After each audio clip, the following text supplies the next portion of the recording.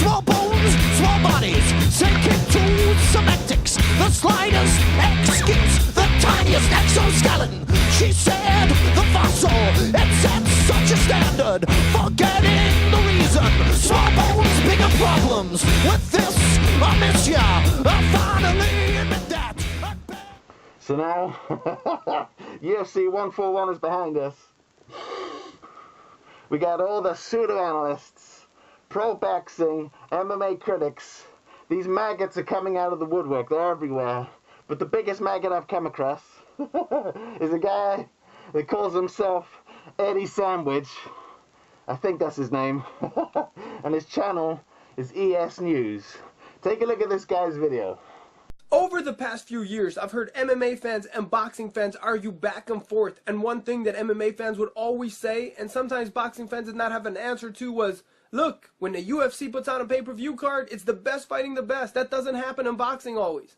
Well, now, UFC fans, you could join the club, because this past pay-per-view card, a Brock Lesnar, the shadow of a man he used to be, a person that quit like a bitch in the fight and curled up in a fetal position after 2 minutes and 30 seconds, less than that even. He had no business being in there. He had no business headlining a pay-per-view card. Boxers like Antonio Margarito, like Arturo Gatti, they don't quit. They never quit. Gotti rest his soul. They would have given it all. And he just quit. So this pasty-faced, crimson beanie-wearing prick tries to make the argument that boxers don't quit like MMA fighters. Using Brock Lesnar as a prime example. For all of Brock Lesnar's shortcomings as an MMA fighter, you have to admire the fact that he stepped in the octagon with some of the toughest motherfuckers in the world. Now this past weekend, he stepped in the ring with one of the most dangerous, most devastating kickboxing strikers in the world.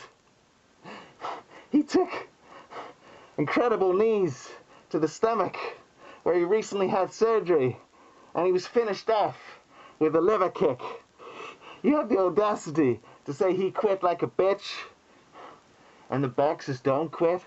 Now listen up, you ignorant faggot. You're underestimating Alistair Overeem's power. You're underestimating the impact these knees and kicks would have on the body of any human being, anybody that took those kicks. I don't care how tough you are.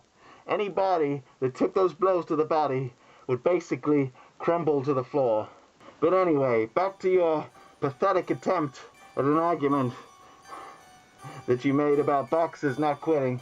Let me draw your attention to the Lennox Lewis Oliver McCall rematch, which happened back in 1997 in Las Vegas, where Oliver McCall basically refused to fight, and he actually started crying.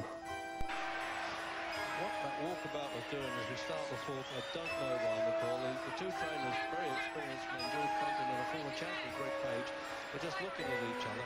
So look at the way McCall's feet are here, Reg. He can't produce power from that position. Lewis can take it and he tears. I mean, look at his face. It's as though he's disappointed himself. I said he'd do that on the way in. He's doing it now. Normally he does this to pump himself up, but this looks like the opposite. It's as though he's lost interest. I don't know what's going on here. His corner trying to talk him into it.